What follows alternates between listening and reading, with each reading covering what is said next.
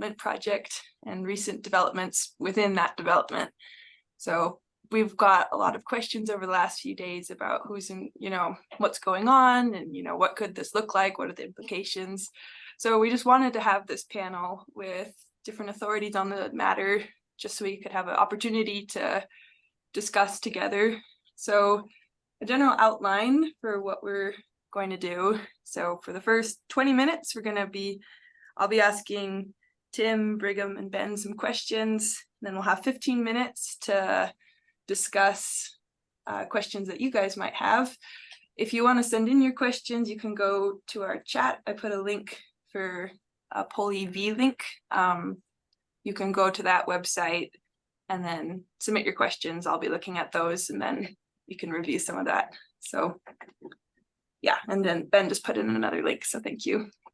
But Brigham isn't here yet, but he will be here in a little bit. But in the meantime, I'll just give you an introduction to our wonderful panel that's here today. So Tim Hawks has worked on water law and policy from a conservation perspective for nearly 20 years. As a state legislator, he sponsored many important bills on water conservation generally, and Great Salt Lake in particular. Brigham Daniels is a professor of environmental law at the University of Utah Stegner Center. He has worked extensively on public lands and natural resource issues, including water bodies throughout the Great Salt Lake watershed. And finally, Ben Abbott is a professor of ecology at BYU. He's worked in global water security and lake ecology for 15 years, and he's also the executive director of Grow the Flow. So we are so lucky to have these amazing panelists with us here today, and we're excited to get answers from them. So let's get right into it. So Tim, what is the Bear River development, and what was it originally intended to do, and who was it intended to benefit? Well, thanks, Becca, and it's great to be with you. I notice I see Marissa Egbert on the line, so there's people on the call that probably forget more in a day about Bear River than I've learned in a lifetime. But I think it's important to put Bear River Development Act in context. So this dates back to 1991, so it's over 30 years old. And it really dates from a different era in water. So way back then, we were just coming out of the 80s where we'd had so much water in the Great Salt Lake that we were pumping it out in the West Desert just to mitigate some of the harms from having too much water in the system. So that's number one. And then, number two is water engineers and water developers are always looking at that intersection between supply and demand. And so if you're back there in 1991 and you're plotting out the future of the state and you're looking at all the people, the natural growth and people that might move here, and you're taking a set of assumptions and saying how much money do those, or how much water do those people need, you're going to see a graph that intersects where you don't have enough water, developed water in pipes to meet that future growth and demand. And so back there in 1991, that was kind of the situation and the backdrop. And so the state enacted the Bear River Development Act, and it says, listen, the one place we got tons of water in the Bear River,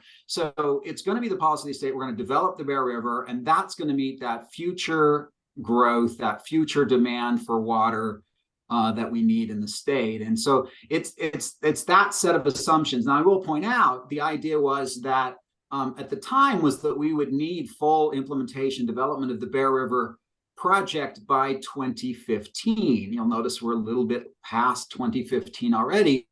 And in fact, because the way we're using water is changing, it's already pushed the calculator or projected need for that Bear River development water out kind of past the planning horizon, sort of 2050, 2060, sort of in there. I mean, there's some variables that could move it up or push it back, but from an engineering standpoint, that's what it is. Now, who does it benefit, or who would it benefit? Honestly, in today's terms, it's like monopoly money. Everybody wants some. Let's just pass it out. But, it was divvied up where some was going to go to Cache Valley and some was going to go, Weaver Basin and Jordan Valley. We're going to take 220,000 acre feet and we're going to divide it up among all the places that ultimately we thought would need it. So that's really the context for Bear River.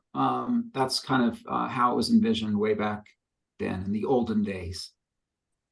Thank you. And I guess a follow-up question to that, I've noticed that there's multiple versions of the project that get mentioned.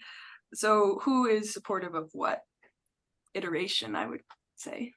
Well, I think it's a bit of a tricky question. It's sort of who is sort of privately supportive, who is publicly supportive. They're the different iterations of it, and it keeps changing. And one of the reasons it keeps changing is because, again, the background set of expectations are changing, and so the project sort of changes and morphs along with it. And I think I just think, again, if you buy into any of those assumptions that the original act that you bought into, then there's a lot of people that think, for lack of a better word, they could have your cake and eat it too. So listen, we spent a couple of years working on Great Salt Lake. That's fine. We did our part. Look at, we had abundant rain and snow. And so, hey, problem solved, right? And now we can turn our attention to the future demand for water and really focus on water development side of the equation. I think that way of thinking ignores the fact that there is no free water in the Bear River system. There is no water to allocate or to develop. It's not there. The lake is in massive deficit, right? And so you're talking about water that doesn't exist. And so the fundamental threshold question about Bear River today is, what are you going to fill it with? Yes, that is such a huge question. So kind of building off of that, Ben, what would be the consequences of the Bear River development if it was completely built out, and what might be the consequences specifically if this land acquisition that we've heard about goes forward? Thank you, Becca. And I'll just echo Tim. Thank you for organizing this and for so many people coming out on such short notice. It's great to see the level of community attention for an issue that can be really technical. This is, like, as Tim said, far out in the distance, and it's an issue of long-term planning and signaling of our values. And it's really great to have people involved now, versus just 20 years down the road. So the context that we need to remember is that Great Salt Lake, even with a record snow year, is still on life support. And I kind of went through different stages of elation and grief at the response of the lake to this year's snowmelt, right? Where initially that top line number of 5.5 feet was so exciting. And then Wayne Wurtzbaugh, our ever-present downer up at USU, who I love. Wayne was one of my advisors, but he pointed out, if you take the average over the whole lake, it's actually closer to 3 feet that the lake came up when you're thinking about overall volume. And so we're just right on the edge of record lows. We can be right back there very, very quickly. And so we're in this situation where we've got to conserve water, get it to the lake as much as we can, as soon as we can, to ensure that we're not facing increased degradation of our air quality, the destruction of habitat that wildlife and industry depend on, and crossing these thresholds where we can no longer have a brine shrimp industry, where we can no longer have the skiing that we love in the way that we know. So for me, we've got to keep our eye on the conservation ball. And there's a range of estimates about how much the Bear River development would impact a Great Salt Lake level. Some of the very conservative ones say that, that additional 200 or 200,000 acre feet of diversion could reduce the lake level by around 1 foot. Some of the maybe more realistic assessments, especially considering where the lake is today, put it in the 3 to 4 foot range as far as the impact that this could have on where the long-term lake level is.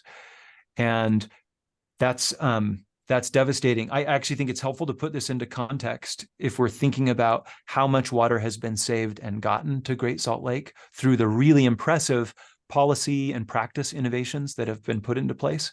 This would more than erase all of them. And so we're talking about not just getting back to ground zero, but we would be in the negative territory, worse off than we were as far as overall water use. Now, to the second part of your question, Becca, purchasing some land does not mean that the dam immediately materializes. There are lots of steps in between, but we have to be really careful here about what we're broadcasting as a state, as a community. Because so far the state has had really excellent messaging and a pretty coordinated showing from the legislature and the governor's office saying we are going to save Great Salt Lake. And this could really signal, actually, we're not serious about that. And we're planning on developing more water rather than getting the water to the lake. And that could have lots of unintended consequences, including triggering federal intervention and opening us up to liability for additional lawsuits of those who are accusing the state of not taking care of its public resources, such as water already. Yeah, thank you, Ben.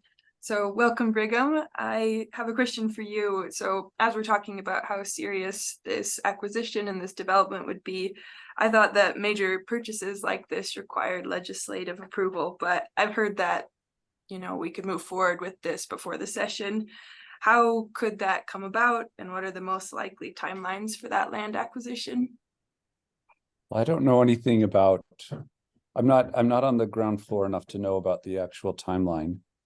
What I could say is that the timeline could be weeks or months, you know. I mean, but if it was really pushed, we could be talking weeks.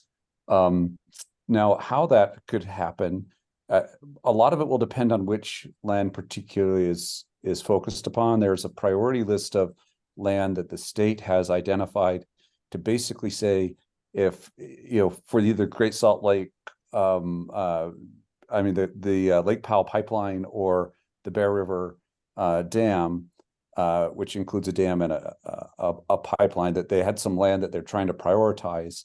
The idea here is, if they're going to be making big infrastructure improvements, if they're going to make big infrastructure purchases in the future, they want to make sure that they can get as much of that property from willing sellers as possible and cause as little dislocation as possible, is sort of the general idea. So part of it would depend if this land is on the priority list that the state has put together.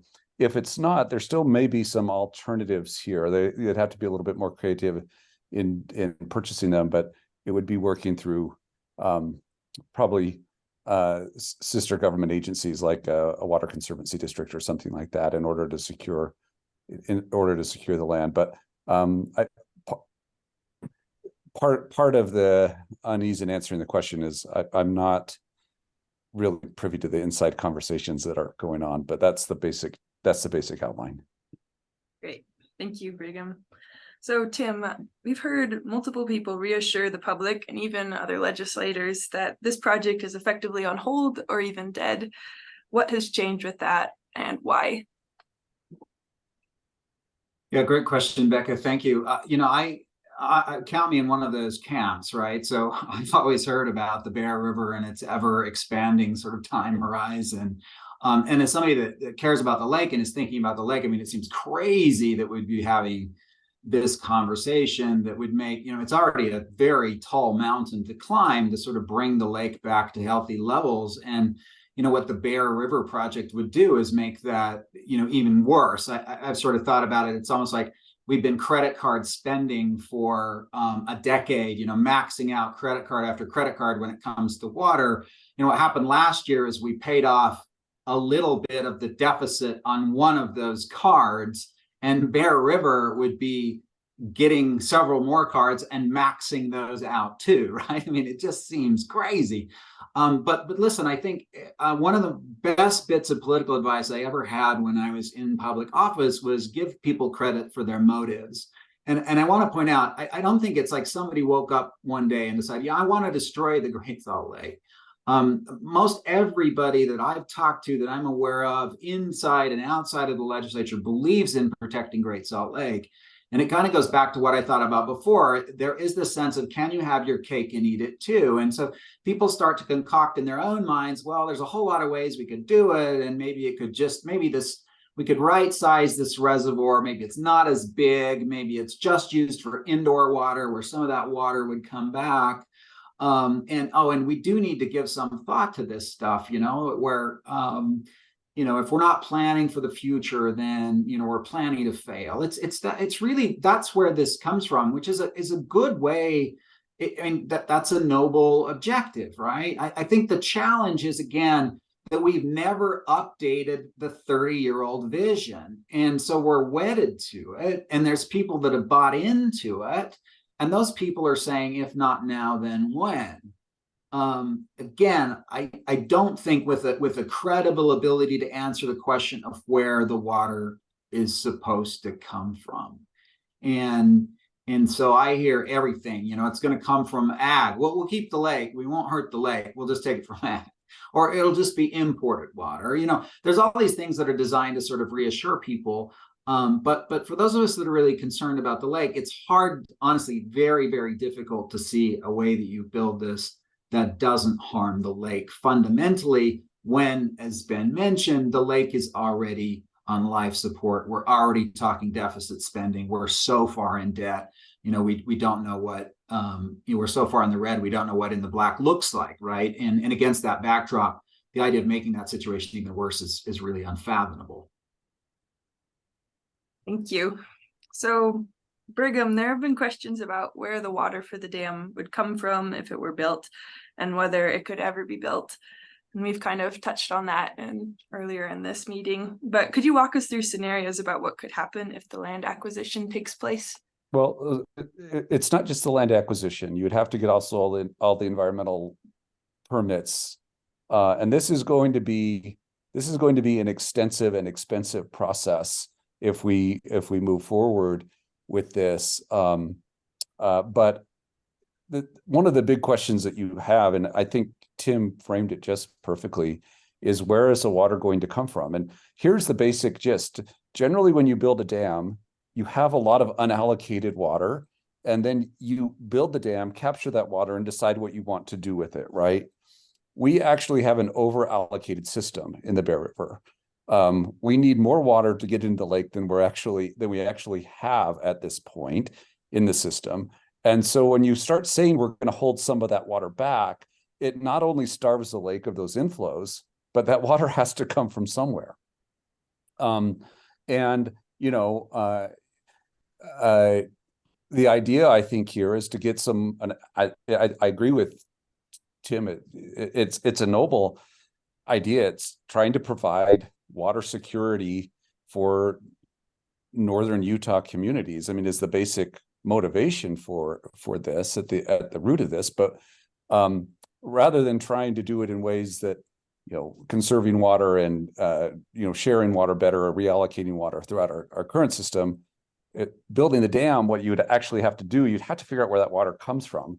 And most likely it would be either voluntary purchases or takes of forced purchases of water north of where the dam would be. So, this would be big water purchases in Cache County, for example, or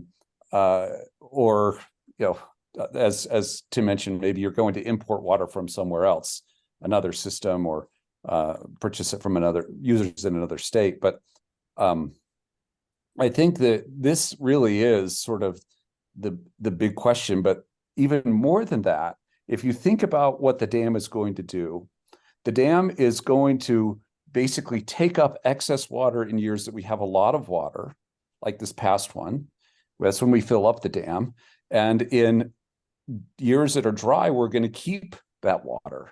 And so, basically what's going to happen if this actually goes forward is the best way, once you actually have the water in the system, the way to continue to refill it is to basically be a real competitor of getting water during flush years and then keeping it during dry years, all the time starving the Great Salt Lake. So this really is, I think this really is a politically difficult proposition, maybe one that hasn't really been thought through all the way, but I do think that that is an enormous question. Yes, for sure. Thank you. So I guess final question before we open it up to our general Q&A. And again, the link for sending in your questions is in the chat. But before that, Ben, so you're the director of Grow the Flow. So what's Grow the Flow doing about this problem generally? Yeah, Well, it's been really encouraging actually to see the response to this news that the purchase was potentially moving forward, because so many people from so many different backgrounds have come forward and said, "Hey, whether I'm supportive or not of the project eventually, this needs to be done in a measured, discussed way, right, rather than behind closed doors."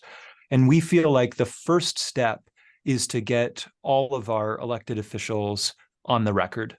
And again, what we're encouraging people to do is to reach out by email or by phone, and reach out to your own representative and senator, reach out to your own water conservancy district and say, "Hey, I would love to know your opinion about the Whites Valley version of the Bear River development. Are you supportive, neutral, or opposing that?" And this isn't to shame anybody for where they are, as I think both Brigham and Tim rightly said. Everybody who's trying to solve water issues, we should thank them for that, right? These are real issues. But it is so that we can understand, where do we need education? Where do we need support? And so far, the response has been, our legislators don't want to move forward on this. Now, that's not a representative sample from across all quarters, but those that we've heard from so far are not. And so we hope that when this is still really in its early phase, we can move away from the current version of the Bear River development that was built under very different conditions than we're facing today, so that piece of legislation can be restructured to meet current needs, or repealed and replaced with something that is going to do the job.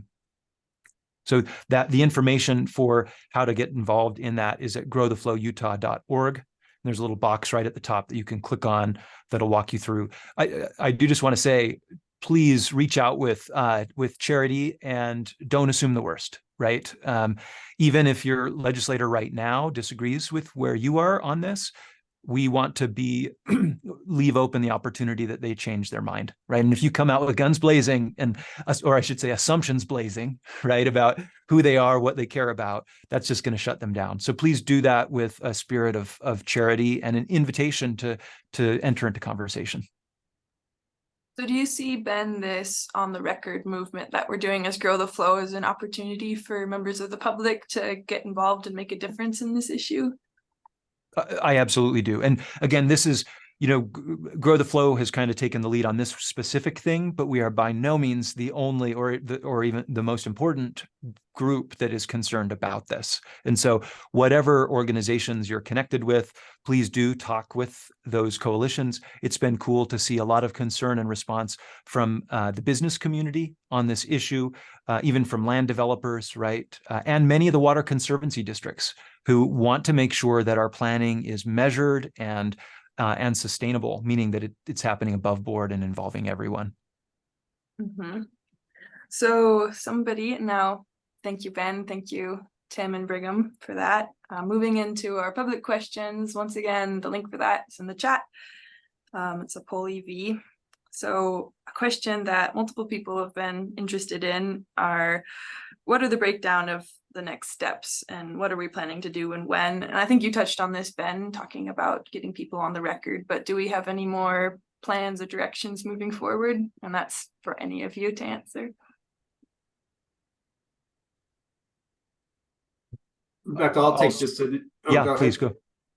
Becca, what I was just going to say is I think that, one of the real challenges here is how do you define that new vision, right? If the assumptions of 1991 should not be informing what we're doing today, we need to realize today's demands, today's growth trajectories, today's needs for things like Great Salt Lake.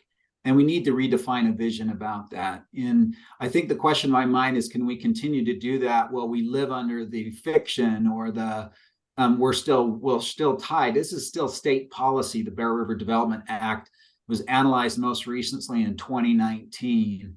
And so increasingly, I'm no longer in the legislature, but I increasingly think that we just need a reset button, because until we define a new vision, we wind up and that truly forward look, we wind up just looking backward. So I would hope that that's kind of the direction we move as a state, because look, we're doing a lot of great things. There's a lot of positive momentum. Let's keep doing that. Even as we acknowledge that that humans and the environment need water in a lot of different places, in a lot of different ways. So let's just update that vision and come up with a really smart plan moving forward is what my hope would be. Great, thank you. Can I just jump in here? And I think what Tim said is just so important. I mean, a lot of this, not all of it, but a big chunk of, particularly if you think about what the state employees and what their roles may be in this, they have an enactment from the legislature telling them how to move forward. And it, you know, it isn't really their option to say legislature's passed and now I'm going to rethink this because I think it's flawed. I mean, that's not how this our system works. And so, I mean, when we start thinking about what a new vision might look like, I think that part of this, just to be really specific, may be a revision of our current enactments and thinking about what would either be a better vision or at least what might serve as a pause button until we figure that out as a state. Yeah, that provides a lot of clarification. Thank you. And speaking of clarification, we've got a lot of questions about, you know, who specifically is involved with this acquisition. So far, we haven't come out and specifically named actors for that. Would you guys like to explain why that is? Well, yeah, it's because secretly I am the one behind this. And so we didn't want people to know. But thanks for putting me on the spot, Becca, and asking the hard questions. No, there isn't clarity on this issue, right? There have been a lot of rumors and reports of conversations that have happened. And one of the things that we learned with the Utah Lake battle is that as people actually have to say out loud and publicly what they're thinking of, it improves their thinking, right? The same way that it would for any of us. And so what we're really hoping is, as the public becomes aware that these are discussions that are happening, we know that for sure, that some of these questions can start to be, some of these assumptions can start to be questioned. But we also don't want it to be a finger pointing, because sometimes that causes people to really get entrenched, you know, and say, okay, I'm not going to move. And since I've already been labeled with it, I'm just going to move forward. We really are hopeful that people will back away from this and then take a different direction. And I like the idea of, there are lots of options here. One of them is just to pause, you know, and saying, oh, we're going to temporarily, you know, require that this or that gets changed. You know, another one is repeal and then wait for a later date to replace it. Another one is replace it right now or restructure it. So there are options. And so, and I apologize, that might not have been satisfying, especially for those who want the name, but it's an evolving situation. We don't have all of that information, and so we want to give it the best chance of having a good outcome. Mm-hmm. Yeah, and like you've said, I think this is the reason we have that on the record campaign that we're trying to push forward, is let's find out where people stand in a constructive way instead of in a way that could potentially alienate our allies in the government. Can I add just one thing, Becca, and that is, you know,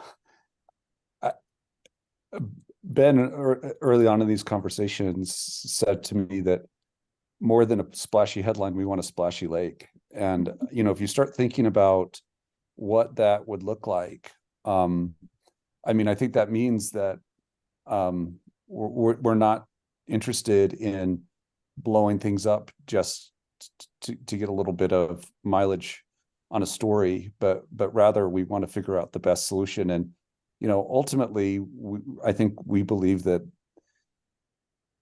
this is motivated by what we disagree in what should be driving the decision, but really people that are have good motives and actually you know, are worried about important things like water security. So you know, it also, we didn't want to demonize the parties involved, because, you know, we hoped that on further consideration there might be a change. Yes, thank you. And then one last question, and then we'll probably have to wrap it up. But what studies show 3 to 4 feet of loss in the Great Salt Lake? There's a 2019 report that indicates that it's 8.5 to 14 inches. Yeah, if you, Jake Dreyfus wrote a blog post that kind of analyzed and compared some of those numbers. That's on growtheflowutah.org, and it links to those. But I've also heard from the Department of Natural Resources that they're updating their own numbers, because that around a foot estimate was based on a certain lake level and surface area.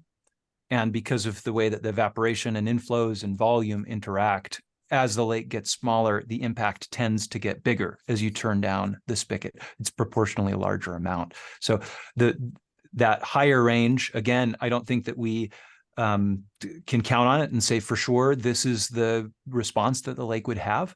But the thing that I think is really crucial is we also can't discount it, because we have never seen the lake at this level, and it would be irresponsible to say it's going to have the same response at this level as it did with the modeling up at a healthier range. And so this is what we saw since 2020, right? Our models and predictions said the decline of the lake is going to really slow down as it gets smaller and saltier. And we saw the opposite. We saw an acceleration of that loss. And so we're in uncharted territory, and we should be exercising the precautionary principle, which means when you don't know, play it safe. I just add to that a little bit. If you talk about, if we had a lake that was over, 4,200, right? So well within the healthy ranges and then some, you talk about taking 8 to 14 inches off the lake. Can the lake handle that at least on a one-time basis? It probably could. If you go back to last summer and you subtract 8 to 14 inches off that lake, and the impacts, like Ben said, are probably greater than that, you're talking about the difference between a functioning ecosystem and one that goes off of a cliff, right? You no longer have a functioning ecosystem. You no longer have the birds that rely on the brine shrimp and brine flies, because those populations have crashed. We were perilously close to that last year without Bear River development, and so I think it just points up a little bit what Ben said is we are not talking because we have one good water year and the lake levels in Gilbert Bay artificially high because we're keeping water out of the North Arm. It does not, maybe the lake's off life support, but only just barely. And so the differences we're talking about very well, would have major implications for the health and functioning of that lake. To Tim's analogy there, if the lake is just barely off life support, this is not the time to ask the patient to donate blood. Yeah. I was sort of said if it's coming up for air, it's like, the Bear River Development Act, instead of the lake being able to take a full breath when it comes up for air, we're going to hold it, so you get like a little half breath and shove it back under. So pick your analogy, but they're all pretty pessimistic. Hey, Becca, I don't know if we're going to do any more questions, but I think somebody asked a question about in the chat I saw about the youth and youth engagement and what can we do. I think there's a nice little segue there to say, listen, if we're talking about a 30-year-old vision, circa 1991, and that was the vision of back then, and well-intentioned people, what they thought of the state and what the values they wanted to see reflected, we're 30 plus years on from that vision, right? And so we need the people of today and the youth of today to step up and say what kind of future they want to see, because this is their future. I mean, even at the most aggressive, Bear River development probably would not happen in my lifetime, right? But this has such a big implication for our state, and whether it's the kind of place where people can want to live and thrive and want to continue to come and to live and to thrive. I mean, people have called it the canary in the coal mine, but it's tied to our very identity as a state. And if we don't get this right, we understand those linkages in ways we never understood before. If we don't get this right, we're really just sort of, throwing away our birthright, if you will. And I hope that everybody steps up today of all stripes and walks of life and whatever else to just say, hey, whatever else happens, we can't afford to lose that lake because it touches us in so many, many different ways. Yes, thank you.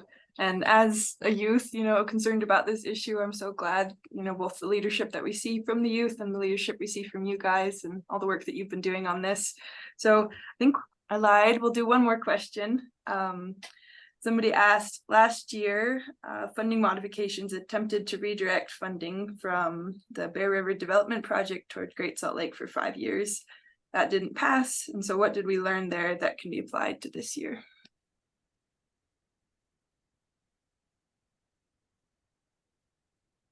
And that's Well, the HB 286. I used to say something that's sort of a little bit narrow and cynical. It does matter in the legislature where an idea comes from. So remember, we're dealing with a supermajority Republican legislature, and that those political realities are there. And so, just because a bill gets filed doesn't mean it's going to, it's going to get much traction. And so, I mean, they're just political realities and political backdrops that sort of color all of this different thing. The most successful pieces of legislation on the lake have come from very much from a bipartisan space and have had broad buy-in from a wide range of stakeholders. That's what sticks. When somebody just bombs in with their latest and greatest idea, and it may be a good idea, but if it's somebody that doesn't have a history with the lake or credible relationships on the lake, then it often just it goes nowhere. And then it looks like, you can spin it to say, well, they don't care about the lake, and it may be the idea just wasn't ripe, or it wasn't developed in the right way. You didn't build the right coalition. So that's just a perspective there. And I'll shut up. It raises the question for me, where is that sweet spot between what's going to get the job done and what is politically feasible, maybe even this session, right? Like, is it completely off the board? Are we in la la land? If we were to say, is there still time for somebody to step forward and say, we need modifications of the Bear River Development Act, even if it's more on the pause side rather than on the restructure, rescind side?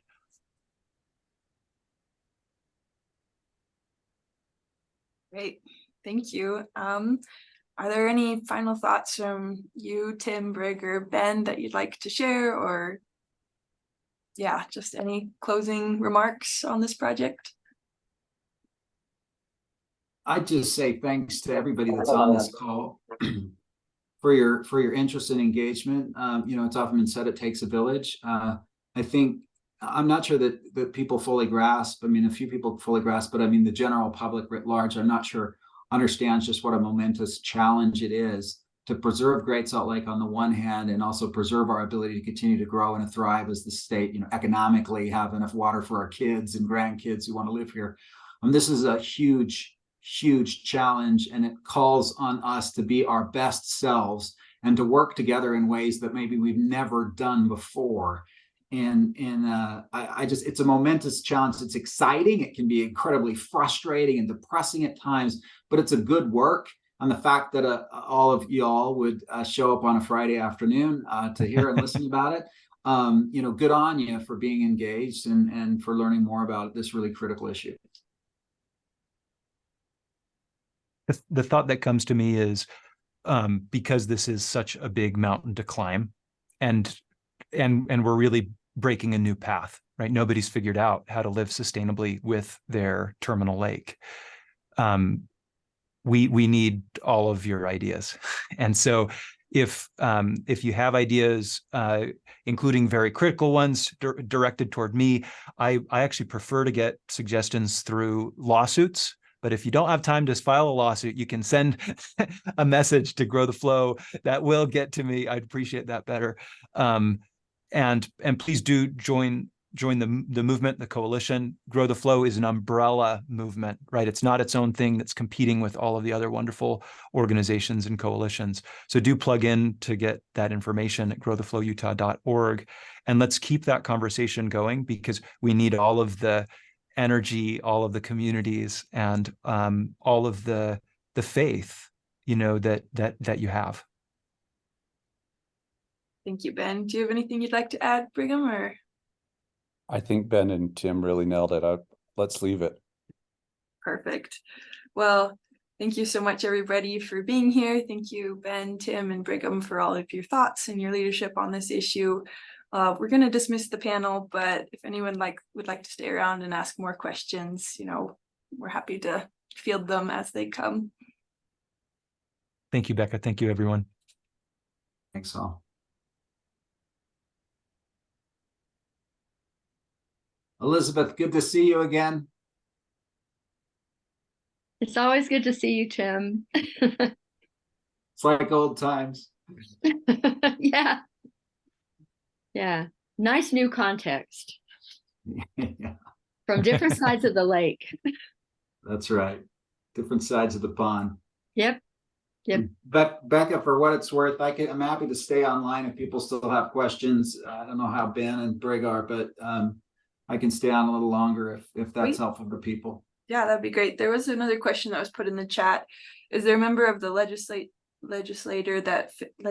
oh my goodness, I struggle with that word, that fits the description that you indicated, who could build a coalition with the legislation to oppose the Bear River development?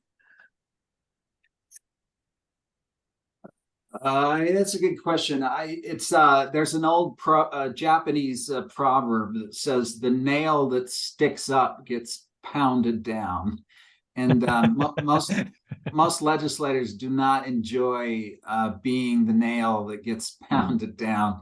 And so I think one of the interesting things of this effort that Ben and others are engaged in, Grow the Flow is engaged in, is taking the temperature of the legislature. You should be able to get a pretty good sense of, is it just people don't know what to think, or there's strong opposition, or there's strong support?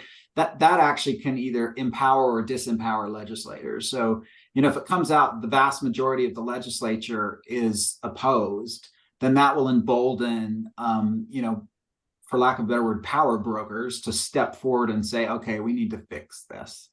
The legislature does respond to political pressure, and so I think it may be a little too soon to expect anybody to sort of step into the breach, if you will. But again, when if there's a swell of public support, right, in a clear direction, then that really changes the dynamic and gives legislators more safe space to sort of step into that. Thank you. Let's see what else.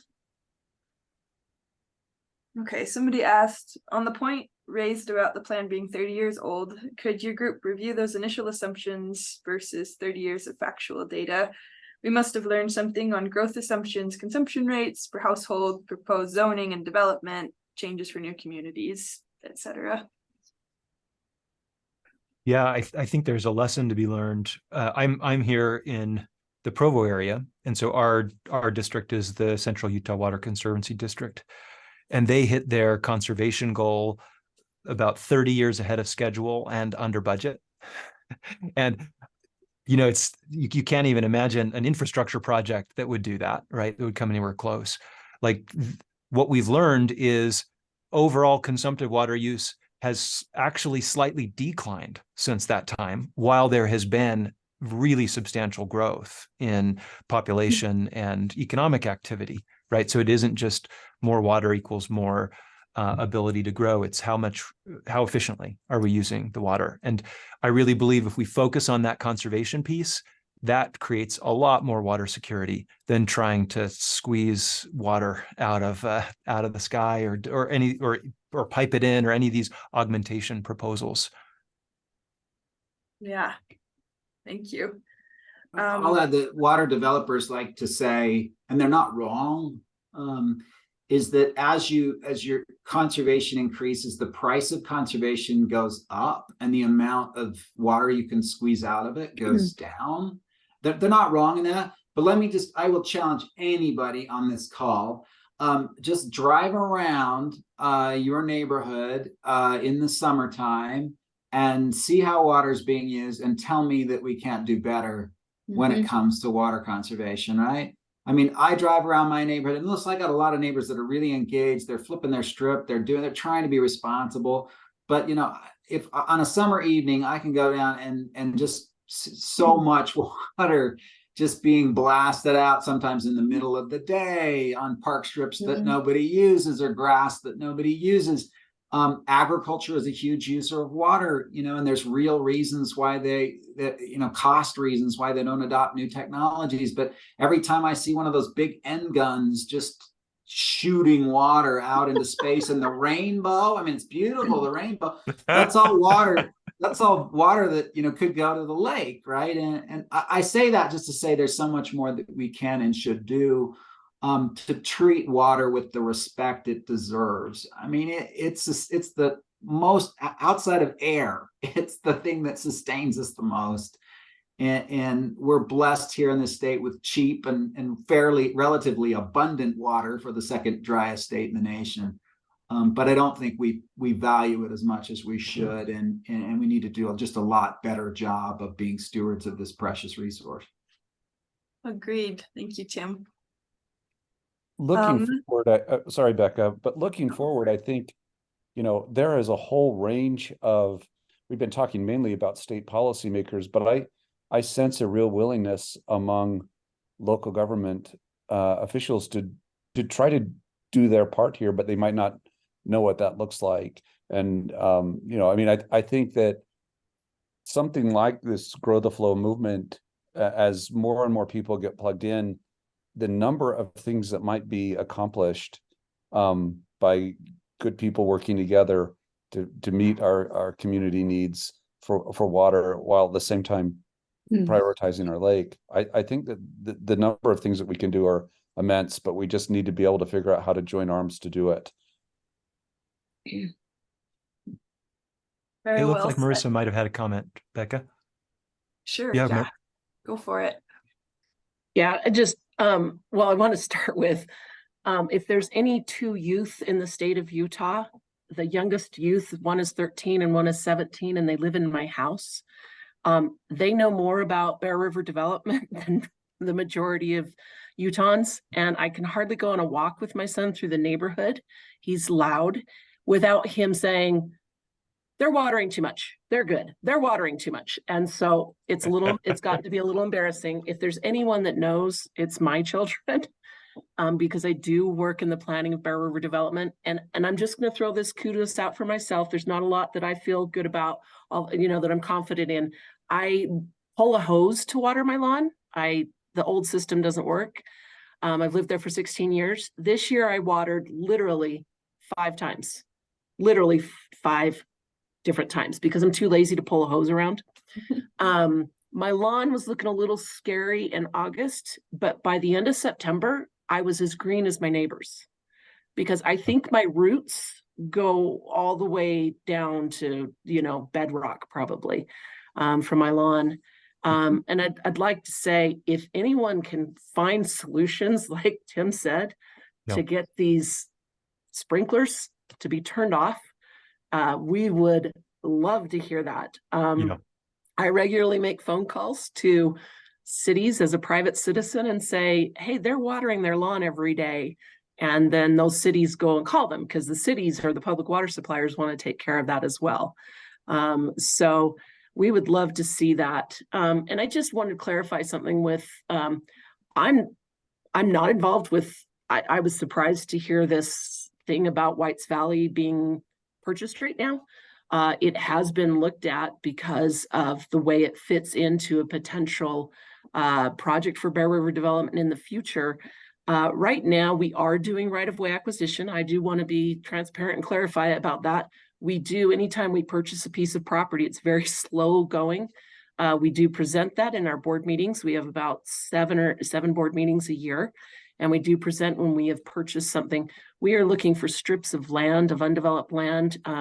So what we've bought is maybe 60 feet from the edge of a cherry farm or the edge of a peach farm, and then we lease it back to them to continue to use. And so that's what we're looking at right now. And Brig had mentioned that, the NEPA analysis that we're going to have to go through, that we'll have to go through, the environmental impact statement. It does not care where right-of-way has been purchased. It does not care. So it could be said, oh, but we purchased all this right-of-way. It doesn't care. that is not taken into account for the best alternative for an environmental impact statement. That being, so then the question be like, why are you doing it in the first place? It's something that's typical that UDOT does, UTA does, purchasing ahead of time.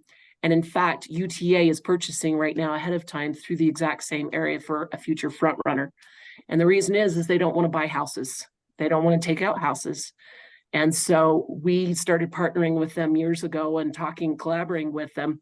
If you're going to grab 40 feet, can we grab another 100 feet right next to you? Because there is an area that we try to squeeze through. The pipe doesn't want to go on the mountain. UDOT doesn't want us on US 89. They don't want us on I-15. And so, you know, it's something where we would be hugging up against UTA. And so that's what we've been doing. And when I say slow going, we're looking at about 2.5 million thus far. There are a few places, and so just to let you know, if you purchase houses up there, even up there, up north, we're talking $500,000 to $750,000 of dollars for, and it would only represent 100, maybe 150 feet of right of way. So it's not something we're wanting to do. And so it's just something where we're trying to be ahead of the development to reduce those, reduce the, you know, with the surrounding communities. What's the word I'm looking for? Reduce the impacts to surrounding community. And so I just wanted to clarify that. Those are, you know, when we purchase a piece of property, we do report that to our board, because our board has set $5 million aside for us to do so. And it is something that the Bear River Development Act has authorized the division to do. So it really comes down to trying to preserve a corridor. The question is, what happens to that if something's never built, or, you know, that's something we're aware of happening, but we'd rather buy $2.5 million for a mile of right of way than $750,000 for a home and displace someone for 150 feet in the future. So that's the idea. And with ours, a trail can go on top of these as well, and provides green space, can provide green space to a developer, or provide the trail for a community. So I hope that, I just kind of wanted to clarify that a bit. Yeah, thank you for that insight, Marissa. That was definitely great information. Hey, Becca, and if I could Go just ahead. jump in with something, and I'm sorry, but just sort of a big picture thing that I think might be helpful for people to think about here is, if you think about stored water, so you think about reservoir storage, the central part of the state, sort of, you know, Utah County and the south end of Salt Lake County, you know, parts of Wasatch County are actually in pretty good shape because of the Central Utah projects, which pulls water from the Colorado. So sitting on a ton of storage, a lot of stored water. In Northern Utah, we actually don't have that. We do have reservoirs, but they're not nearly the same size or volume. And so if you go to the summer of 2022, Weber Basin was actually for a period concerned that they might not have enough drinking water to make it through the end of the summer. So just to underscore that, not outdoor water, drinking water. And so you have this really interesting haves and have-not picture. I talked to a UPS or an Amazon delivery guy, and they said, I can tell whether I'm in Salt Lake County or I'm in Davis County or Weber County by the color of the lawns. So they were still watering. If you got Central Utah Project water, they're still watering like there was no tomorrow, because they had all this storage. They're like, not a crisis, right? Up here, there's like no outdoor watering. Everybody's lawn is brown. One of the things that we have to do at the state is understand, is this truly a public utility? And if so, then we need to treat it as such. And so we can't afford to have haves and have-nots and the poor and the rich, right? And we need to, and my point in saying that is, if that's the case, one of the ways to solve water scarcity at a local level without building projects like Bear River is you might need a pipeline like Marissa's describing to move water from point A to point B, even without the Bear River project.